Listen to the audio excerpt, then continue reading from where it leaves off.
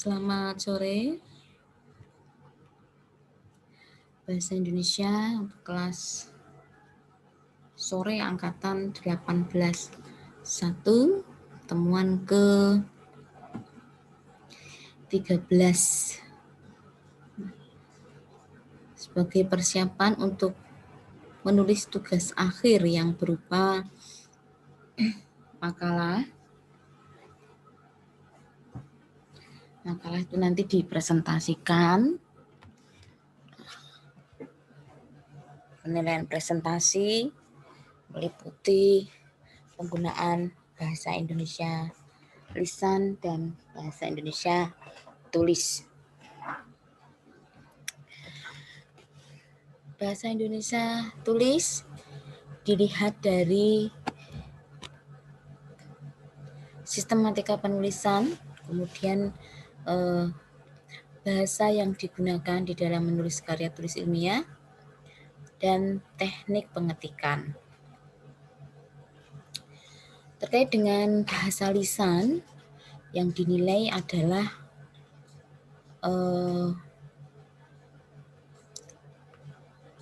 bahasa yang digunakan pada saat presentasi.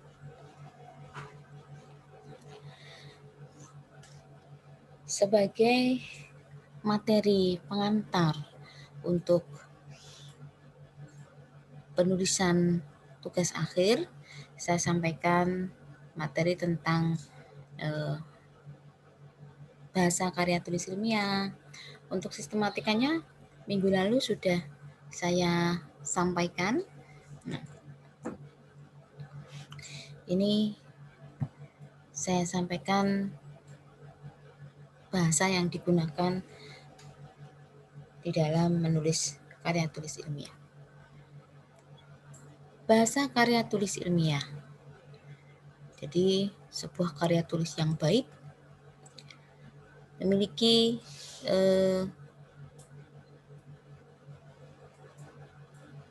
ciri, salah satunya adalah penggunaan bahasa Indonesia di dalam penulisan. Syaratnya, syarat kebahasaan yang pertama adalah baku. Baku itu apa yang dimaksud dengan baku? Baku yang dimaksud di sini adalah struktur bahasa yang digunakan sesuai dengan kaidah bahasa Indonesia baku, baik mengenai struktur kalimat maupun kata. Demikian juga pemilihan kata atau istilah dan penulisan sesuai dengan kaidah ejaan. Syarat kebahasaan yang kedua adalah logis. Logis di sini maksudnya ide atau pesan yang disampaikan melalui bahasa Indonesia ragam ilmiah dapat diterima oleh akal.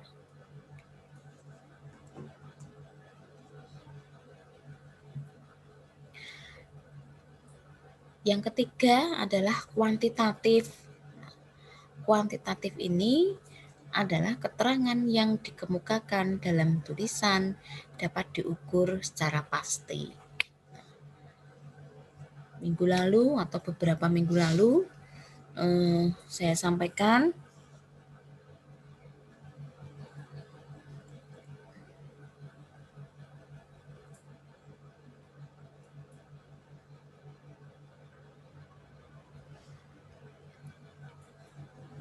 bahasa di dalam karya tulis ilmiah ya. Salah satu adalah kuantitatif ini. Kuantitatif itu dapat diukur secara pasti. Misalnya Anda menyebut berapa jumlah responden yang ada di dalam penelitian Anda sebutkan berapa jumlahnya. Nah, tidak bisa Anda mengatakan puluhan tanpa menyebut berapa jumlah yang pastinya. Kemudian yang keempat adalah tepat. Ide yang diungkapkan harus sesuai dengan ide yang dimaksudkan oleh penutur atau penulis dan tidak mengandung makna ganda. Yang kelima adalah denotatif. Nah, denotatif artinya kata yang digunakan dipilih sesuai dengan arti sesungguhnya dan tidak melibatkan perasaan karena sifat ilmu itu yang objektif.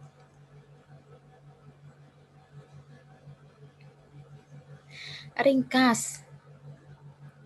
Ringkas berarti ide dan gagasan diungkapkan dengan kalimat pendek sesuai dengan kebutuhan, pemakaian kata seperlunya, tidak berlebihan. Nah, tetapi isinya itu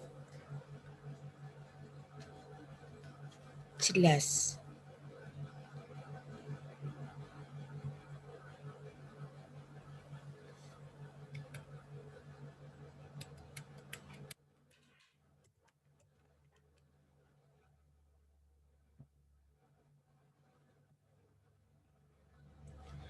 Berikutnya adalah runtun. Jadi, ide diungkapkan secara teratur sesuai dengan urutan dan tingkatannya baik dalam kalimat maupun dalam paragraf. Jadi yang dikatakan berbahasa Indonesia dengan baik dan benar itu ada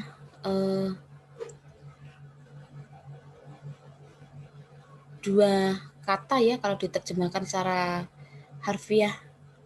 Yang pertama, dikatakan baik jika maksud yang diungkapkan dapat diterima dengan tepat oleh lawan bicara kita atau orang yang menerima bahasa tersebut. Dengan kata lain, bahasa itu baik adalah bahasa itu efektif dalam menyampaikan suatu maksud. Bahasa yang baik tidak selalu harus seragam baku.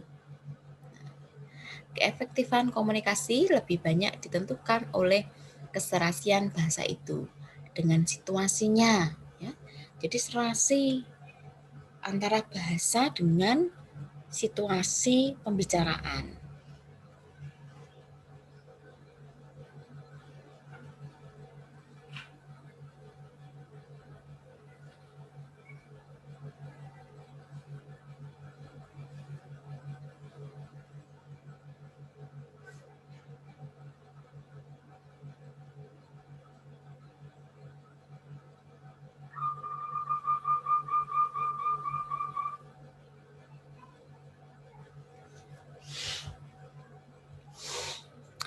Situasi itu meliputi waktu, tempat, dan orang yang diajak bicara.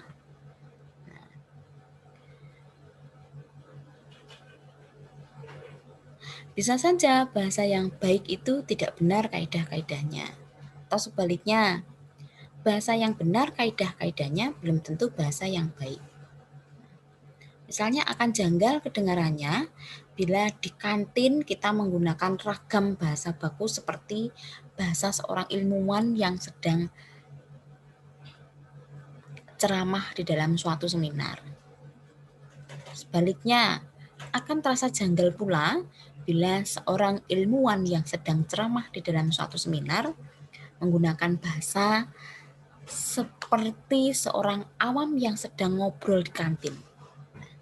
Dengan demikian, yang dikatakan bahasa yang baik dan benar itu adalah bahasa yang sesuai dengan kaidah dan situasi, ya, sesuai dengan kaidah dan sesuai dengan situasi.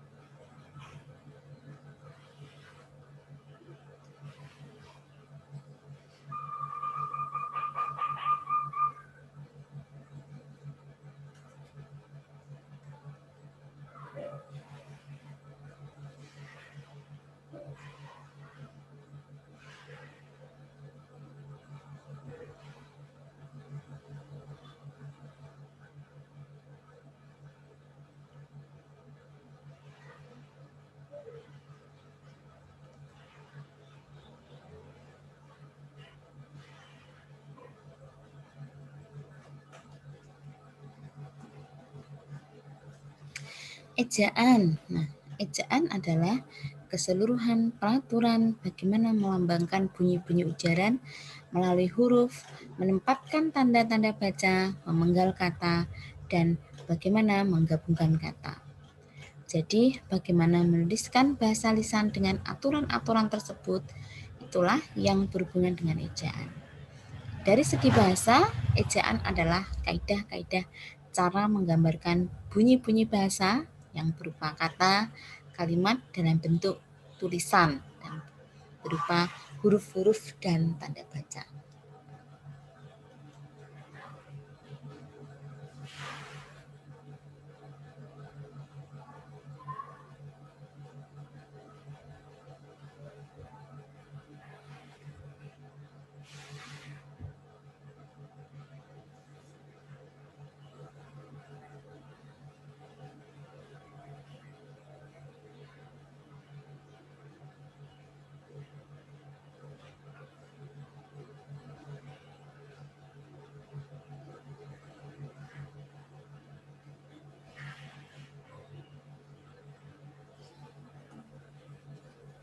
Lingkup pembahasan ejaan.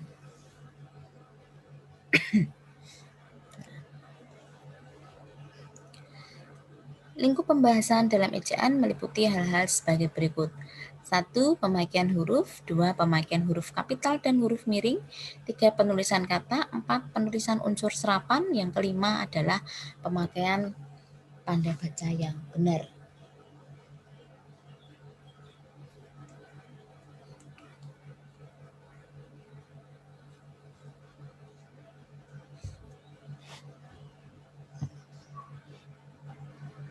Pemakaian huruf kapital dan huruf miring. Huruf kapital. Huruf kapital tidak identik dengan huruf besar meskipun istilah ini biasa diperlawankan dengan huruf kecil. Istilah huruf kapital digunakan untuk menandai satu bentuk huruf yang karena memiliki fungsi berbeda dalam kata atau kalimat menjadi berbeda dari bentuk huruf lain meskipun secara fonemis sebunyi. Huruf A kapital secara fonemis sebunyi dengan A kecil, tetapi karena fungsinya berlainan, penampilan grafisnya berbeda. Huruf kapital digunakan pada awal kalimat, nama tempat, nama orang, dan lain-lain. Secara umum, penggunaan huruf kapital tidak menimbulkan permasalahan. Kesalahan penulisan sering terjadi pada penulisan kata Anda.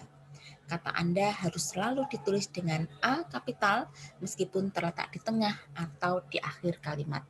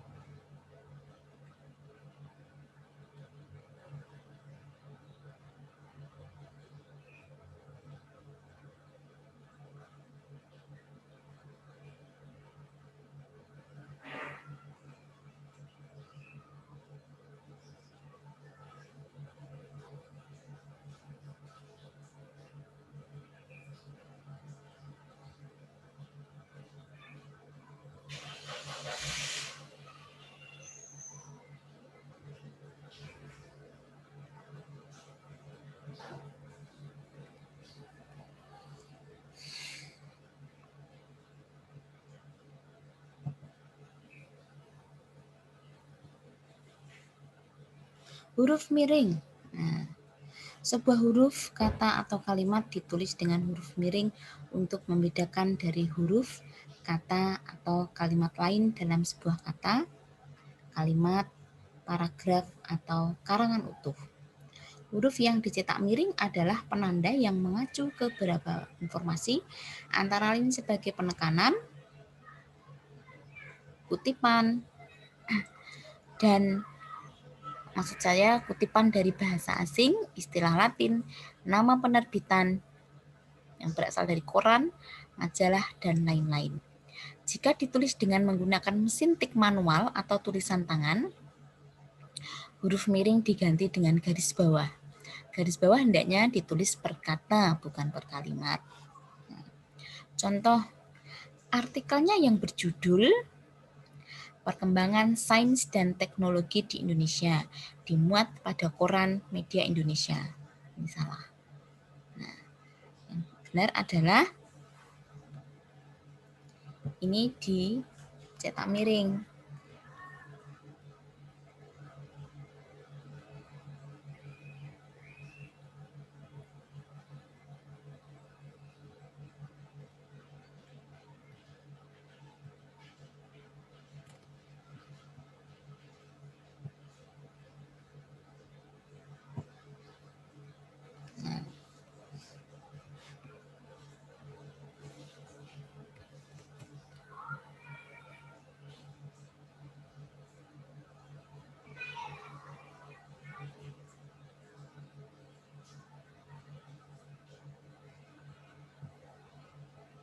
Penulisan kata.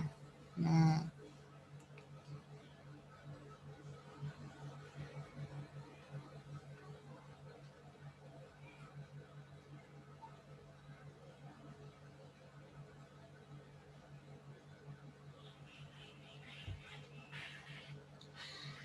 beberapa hal yang termasuk ke dalam pembahasan tentang penulisan kata adalah penulisan 1 kata dasar, 2 kata turunan, 3 bentuk ulang, 4 gabungan kata, 5 kata ganti, ku, mu, kau, dan nya. Yang keenam adalah partikel. Kemudian yang ketujuh, singkatan dan akronim. Kemudian kedelapan, angka dan lambang bilangan. Kecuali gabungan kata, itu penulisan kata umumnya tidak menimbulkan permasalahan. Ya, gabungan kata. Kesalahan penulisan gabungan kata umumnya ditemukan pada istilah khusus yang salah satu unsurnya hanya digunakan dalam kombinasi. Unsur gabungan kata yang demikian sering ditulis terpisah, padahal seharusnya disatukan.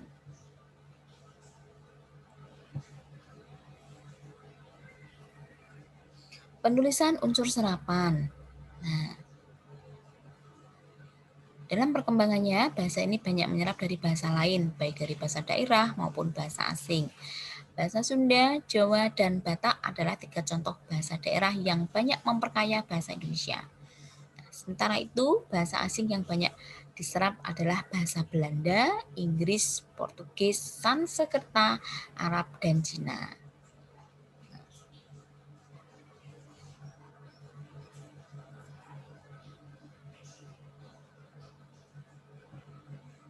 Pemakaian tanda baca. Kalimat yang baik harus didukung oleh penggunaan tanda baca yang tepat. Para penulis sering tidak memperhatikan hal ini. Nah, akibatnya masih banyak ditemukan kesalahan dalam pemakaian tanda baca tersebut. Pemakaian tanda baca dalam kalimat sangat penting bukan hanya untuk ketertiban gramatikal, melainkan juga bagaimana gagasan yang dikemukakan bisa tersampaikan dengan baik. Manusia memahami sesuatu dengan bahasa, tetapi karena bahasa pula, manusia bisa salah paham. Pemakaian tanda baca adalah salah satu cara untuk menghindari kesalahpahaman tersebut. Morfologi, pengertian. Morfologi itu adalah ilmu bahasa yang mempelajari seluk-beluk kata serta pengaruh perubahan bentuk terhadap golongan dan arti kata. Bahasa Indonesia itu adalah bahasa aglutinatif, bahasa yang terdiri atas tempelan-tempelan atau pengimbuhan. Mengenal morfologi, ini ada bentuk bebas dan bentuk terikat. Imbuhan. Yang pertama adalah amalan ber, per, meng, di, ter, se, dan peng. Sisipan, ada sisipan el, er, in. Akhiran, kan, i, an, dan nya. Gabungan imbuhan, nah, gabungan imbuhan ini ada berkan, beran, peran, pean, peri, mekan, memper, memperkan, dan memperi.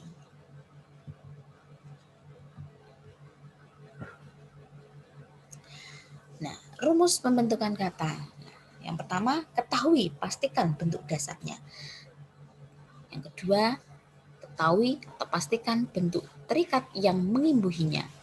Contoh kontrakan. Nah, ini kan bentuk dasarnya adalah kontrak. Nah, ini bentuk terikatnya kan ya, karena tidak bisa berdiri sendiri. Kemudian kontrakan, kontra. Nah, ini kan. Nah, perhatikan pula bentuk tumpukan. Ya. Pertunjukan. Pertunjukan.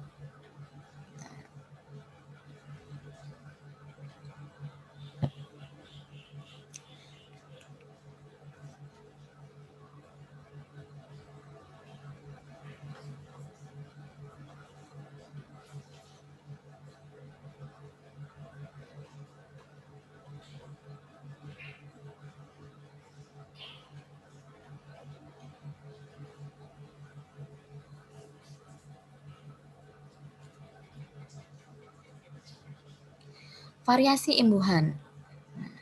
Variasi imbuhan ini yang pertama adalah awalan bervariasi menjadi bel jika diserangkaikan dengan kata ajar. Yang kedua, awalan ber dan ter bervariasi menjadi be dan te jika diserangkaikan dengan kata yang suku pertamanya berbunyi er. Contoh cer, per. Nah, bercermin ini yang menjadi becermin, terpercaya menjadi tepercaya. Yang ketiga, awalan me bervariasi menjadi menge jika diserangkaikan dengan bentuk dasar yang terdiri atas satu suku kata. Contoh, nah ini satu suku kata ya, bom, tik, lap. Nah, bukan mebom, tapi mengebom, mengetik, mengelap.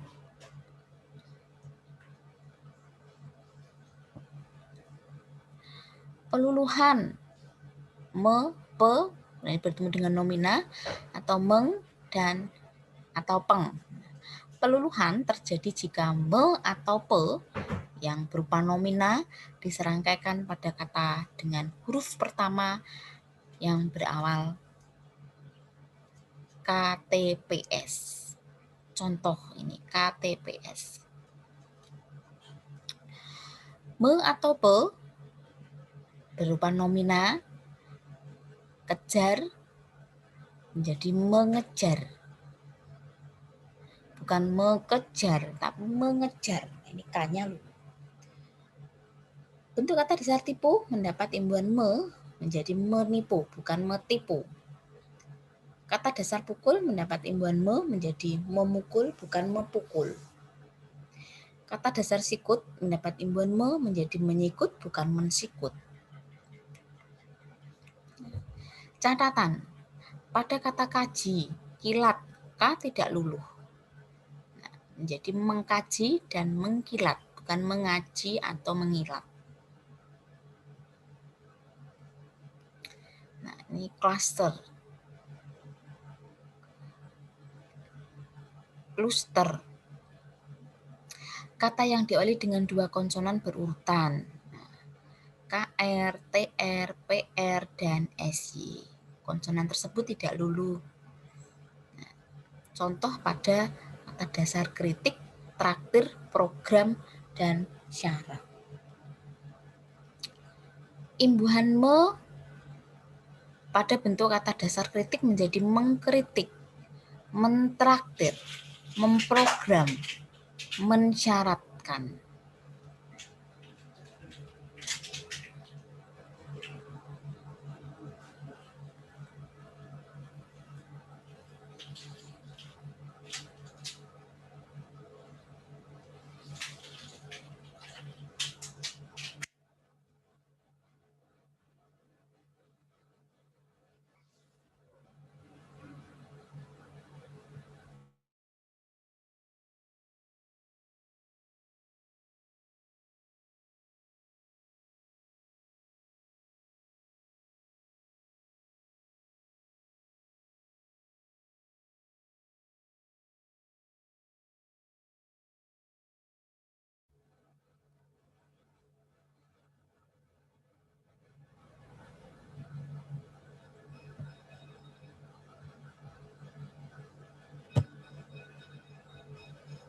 Catatan, khusus untuk PR, jika ditempeli dengan imbuhan P, untuk kata dasar nomina, bunyi PR luluh. Perhatikan contoh memprogram menjadi pemrogram, memproduksi menjadi pemproduksi.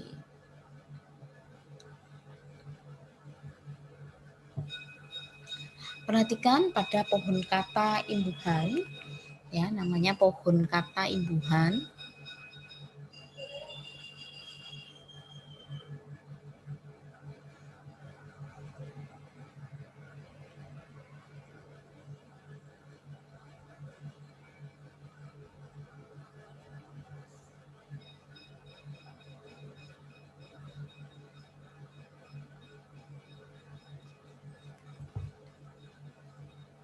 Nah, pada kata dasar ubah ini bisa menjadi berubah, perubahan.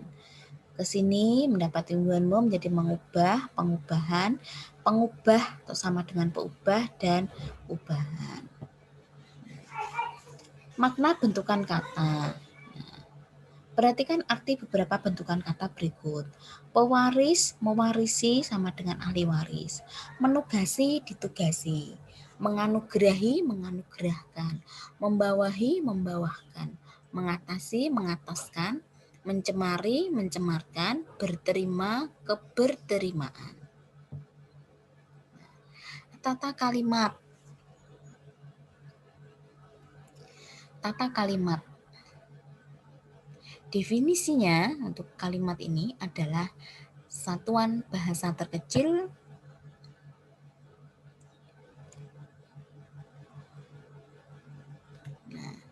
satuan bahasa terkecil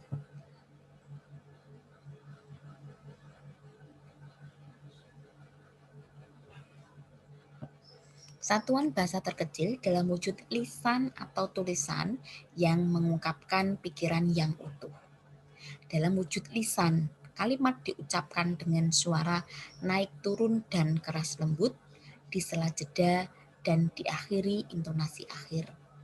Dalam wujud tulisan, kalimat dimulai dengan huruf kapital dan diakhiri dengan tanda baca titik, tanda baca tanya, atau tanda baca seru. Ini menurut ahli bahasa yaitu Hasan Alwi dan kawan-kawan dalam bukunya yang terbit pada tahun 1998 terletak pada halaman 311. Fungsi dalam komunikasi. Nah, jadi kalimat itu memiliki fungsi dalam komunikasi. Yang pertama dan utama adalah sebagai untuk menyampaikan pesan. Nah, jadi unsur-unsur komunikasi itu pengirim, penerima, nah sarana. Sarana ini ya bahasa itu. Sarana yang dimaksud. Pengirim, penerima, kemudian sarana, baru terjadilah ini ada sebuah pesan. Sarana atau bahasa tidak terpengaruh bahasa daerah atau asing, tidak rancu, tidak taksa, tidak mubazir, logis, dan lengkap.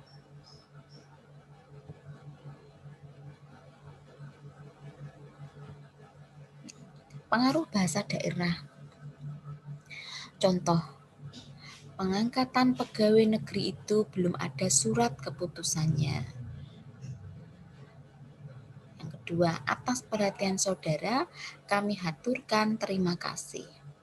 Yang ketiga, teknologinya Jepang jauh lebih maju dari kita. Yang keempat, kita punya kemampuan terbaik.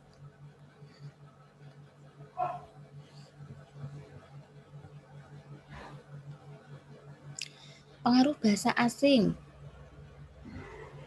Contoh, my name is Andi. Nama saya adalah Andi. He knows a restaurant where we can get a drink. Dia tahu rumah makan di mana kita bisa mendapatkan minuman. Nah, ini di mana ini pengaruh bahasa asing ya. Yang ketiga, aeroplanes which cross the Atlantic are jets. Pesawat-pesawat yang mana mengarungi lautan Atlantik itu adalah jet. Yang keempat, the man to whom the letter was addressed had died months before. Orang kepada siapa surat itu dialamatkan telah meninggal beberapa bulan lalu. Ini tidak tepat. Nah, yang kelima, the travelers with whom I had spoken come from distant town. Artinya, para pelancong dengan siapa saya telah berbicara datang dari kota yang jauh. Ini kalau di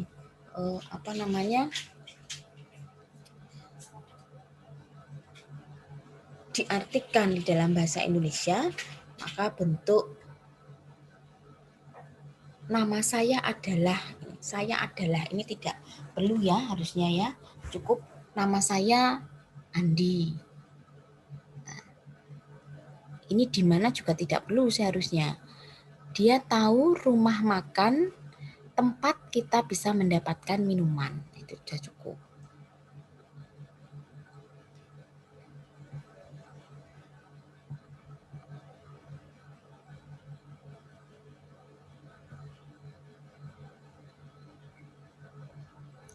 Kalimat rancu. Kalimat rancu terjadi jika kekacauan penggabungan dua bentuk yang benar disatukan menjadi salah. Contoh, diperlebarkan.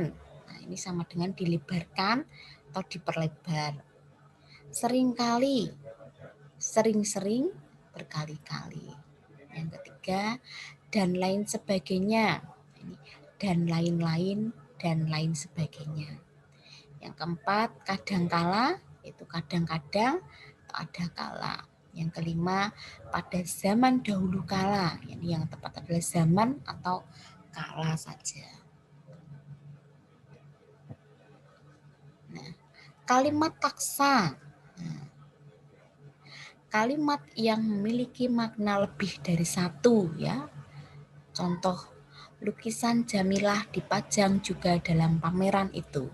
Nah, lukisan Jamilah ini maksudnya itu lukisan yang bernama Jamilah atau lukisan milik Jamilah. Ini harus jelas. Yang kedua, garasi mobil yang mewah itu selalu terpelihara. Yang ketiga, Ibu Ahmad sakit.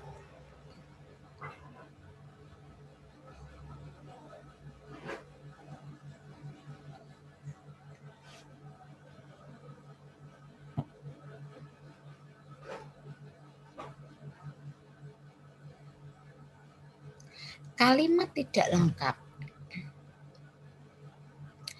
Kalimat lengkap sekurang-kurangnya harus memiliki subjek dan predikat dan berintonasi selesai. Contoh, jika tidak ada dukungan masyarakat tidak akan terwujud. Contoh yang kedua, film produksi dalam negeri yang kurang bermutu yang tidak mampu bersaing di pasaran. Yang ketiga, 10 orang mahasiswa ITB yang berangkat 2 bulan lalu dengan menggunakan bus Kramat Jati dengan tujuan Sumatera untuk melakukan penelitian wabah penyakit demam berdarah yang tiba-tiba berjangkit di beberapa tempat di pulau itu. Nah, ini tidak ada intonasinya, maka makna yang ada di dalam kalimat ini belum jelas. Baik, demikian untuk materi yang dapat saya sampaikan pada sore ini. Sisa dari slide ini kita lanjutkan pertemuan yang akan datang ya, yaitu sampai pada kalimat tidak logis. Saya akhiri perkuliahan untuk sore ini. Selamat sore. Assalamualaikum warahmatullahi wabarakatuh.